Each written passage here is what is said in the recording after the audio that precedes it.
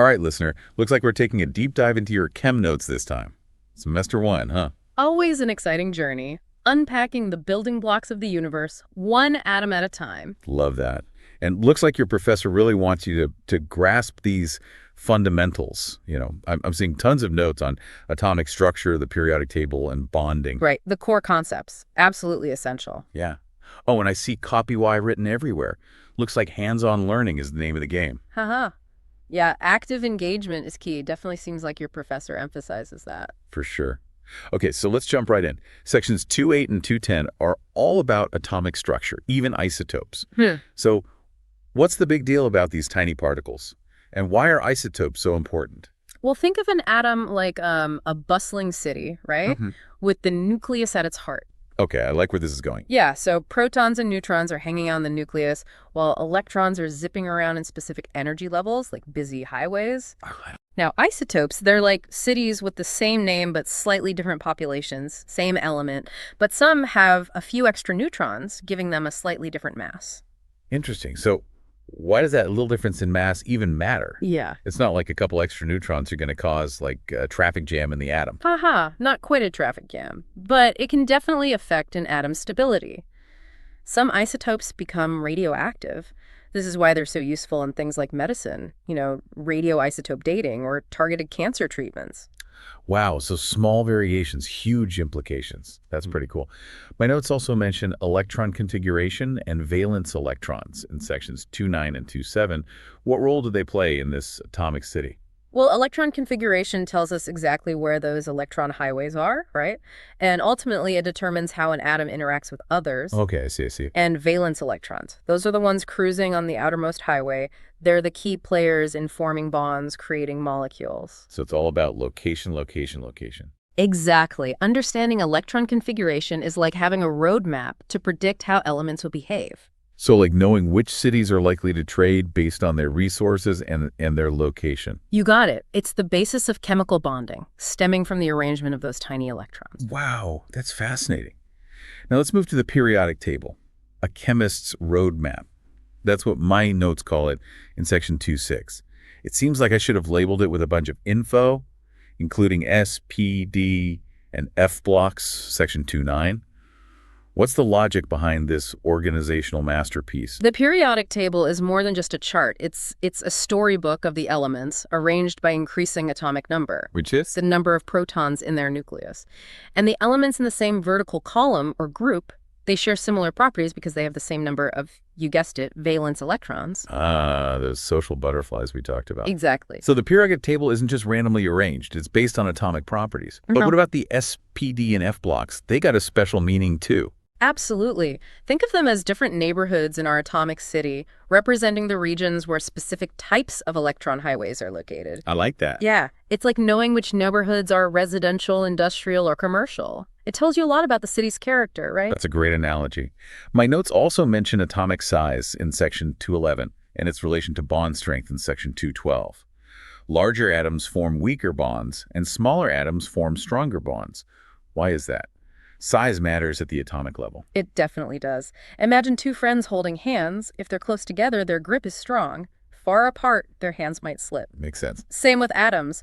Larger atoms, those outermost electrons, are further from the nucleus. Weaker attraction, weaker bonds. Smaller atoms, tighter grip, stronger bonds.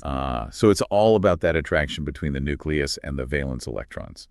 This bond strength plays a role in determining the properties of molecules and compounds, right? Like whether a substance is a solid, liquid, or gas at room temperature. You got it. Bond strength is fundamental. It influences a whole range of chemical and physical properties. It helps us understand why some substances are strong, others are brittle. Why some melt at high temps, others boil at low temps. Makes sense. Now, ionization energy and electronegativity, that's section 2.12. How do these fit in with bond strength and bond types? Well, ionization energy is how much effort it takes to convince an atom to let go of one of its electrons. Okay. And electronegativity is how strongly an atom attracts electrons in a bond, like a tug of war for those valuable electrons. Oh, low ionization energy, more willing to share or give away electrons, and high electronegativity, more likely to hog them. Exactly. And this electron tug of war determines if a bond will be ionic or covalent. Ionic versus covalent. Right. Ionic bonds, one atom snatches an electron, creates oppositely charged ions that attract each other, covalent bonds, more like shared custody. Atoms share electrons to achieve a stable configuration. Wow, a whole drama unfolding at the atomic level. My notes mention forming ions a lot, especially in sections 213 and 22. Why is gaining or losing electrons so important? Well, atoms are happiest when their outermost electron shell is full. They achieve this by becoming ions, atoms with a net electrical charge. This drive for stability is huge in chemistry, explains why certain elements form specific types of bonds. So atoms are like us, always seeking inner peace and stability. You could say that they're always looking for lower energy, greater stability. Forming ions is one way they do that. That's cool. Yeah. Now, there's this thing called Coulomb's law in section 214. How does that relate to everything we've been talking about? Coulomb's law, it's like the rule book for how charged particles interact. Opposite charges attract, like charges repel, right? The strength of that attraction or repulsion, it depends on the size of the charges and the distance between them. So it's like a cosmic dance of attraction or repulsion, all controlled by these electrical charges. But how does this apply to ionic bonds? Remember, ionic bonds form when one atom steals an electron from another, creating oppositely charged ions. Coulomb's law explains why those ions stick together.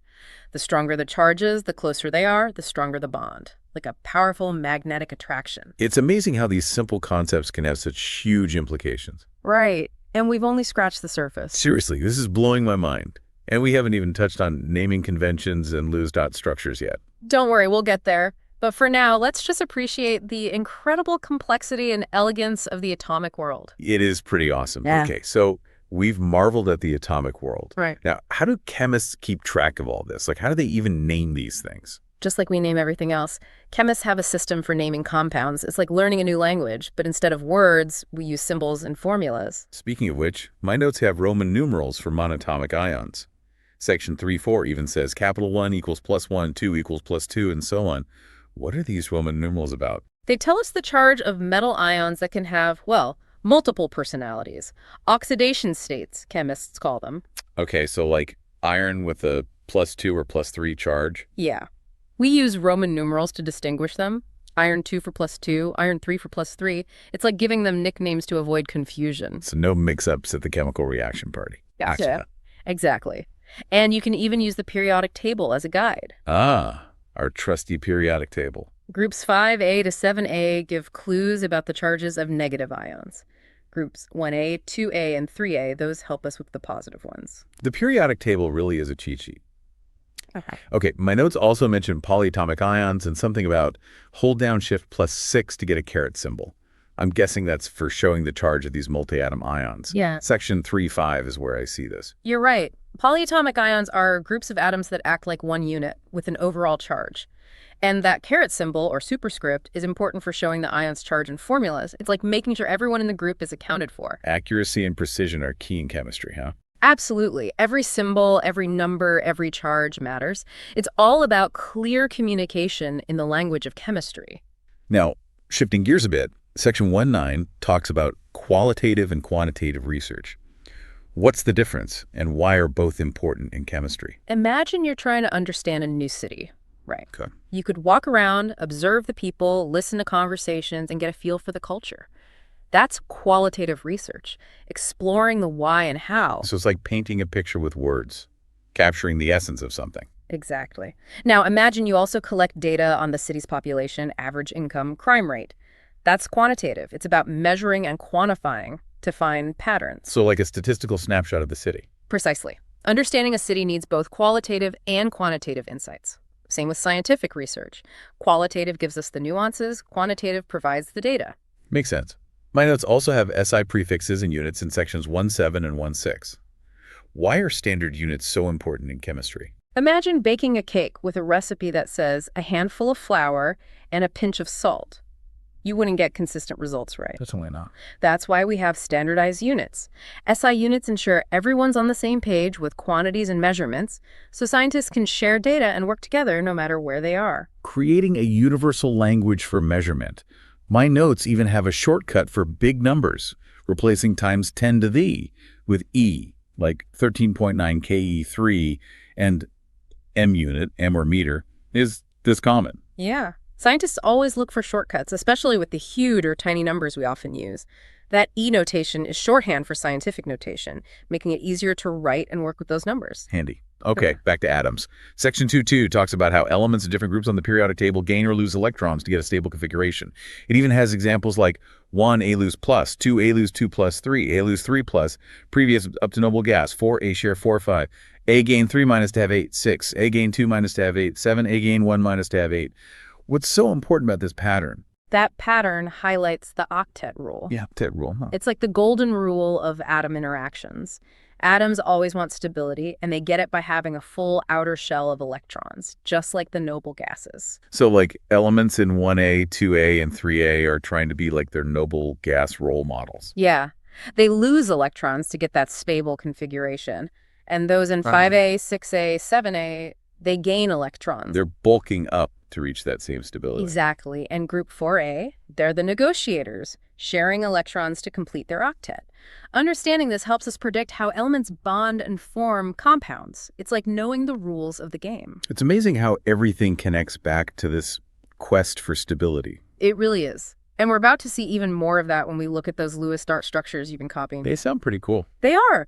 Lewis dot structures are like blueprints for molecules. They show us how valence electrons are involved in bonding. So we can actually see those electron interactions instead of just imagining them. Exactly.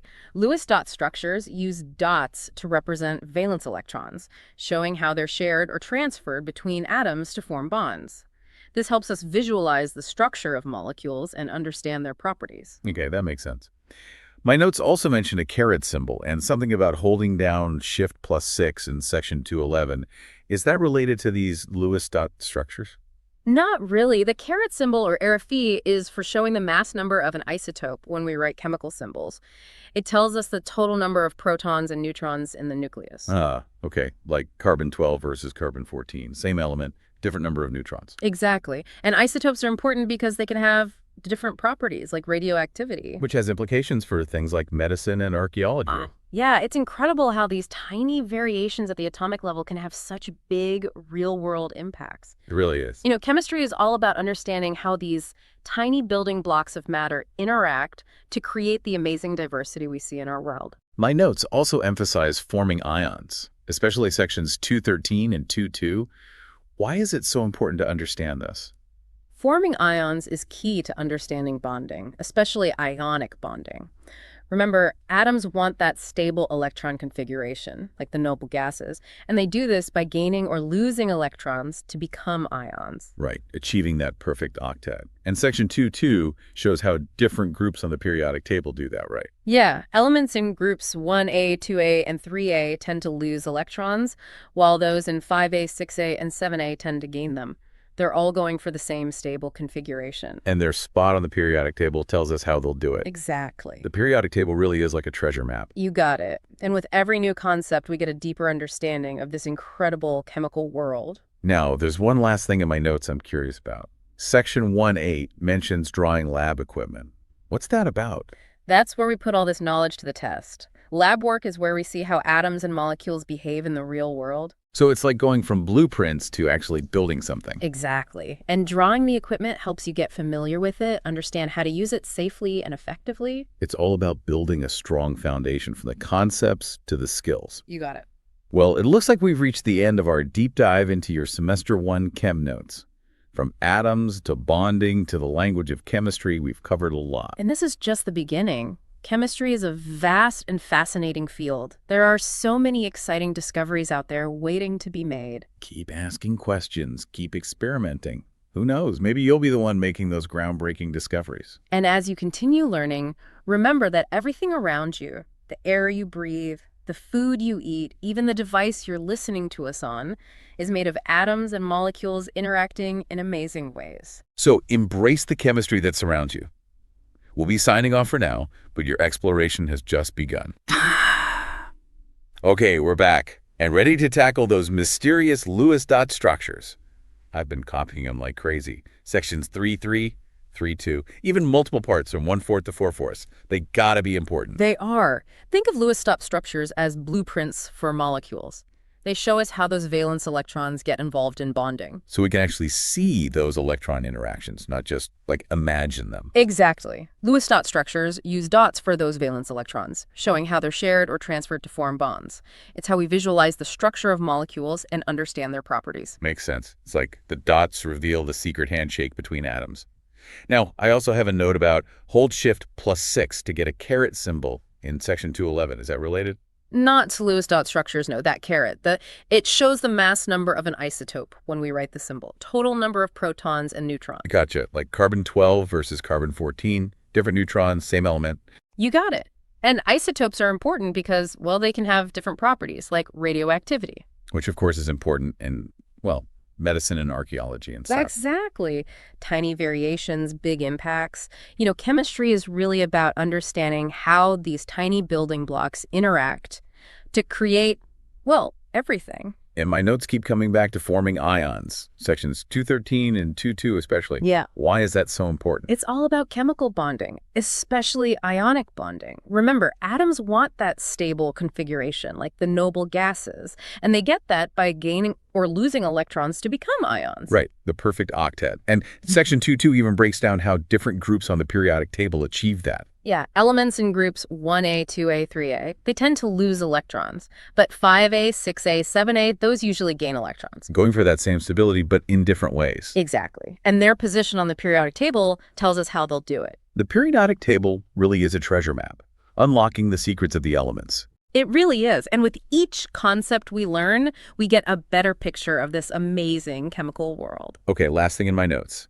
Section 1.8 says to draw lab equipment. Why is that in here? That's where we get to see it all in action. Lab work is where we test our knowledge, experiment, and see how those atoms and molecules behave for real. So like going from blueprints to building something. Exactly. Drawing the equipment helps you learn how to use it safely and effectively. It's all about building a solid foundation. Couldn't have said it better myself. Well, listener, looks like we've reached the end of our chemistry deep dive. We covered a lot of ground, from the structure of atoms to chemical bonding, even the language of chemistry. And remember, this is just the beginning. Chemistry is huge. There are tons of exciting discoveries waiting to be made. Keep that curiosity alive. Keep asking questions. Keep experimenting. You never know. You might be the one making those groundbreaking discoveries. And as you learn more, remember that everything around you, everything, it's all made of atoms and molecules interacting in incredible ways. It's true. So go out there, embrace the chemistry that's all around you. We'll be signing off, but your exploration is just getting started.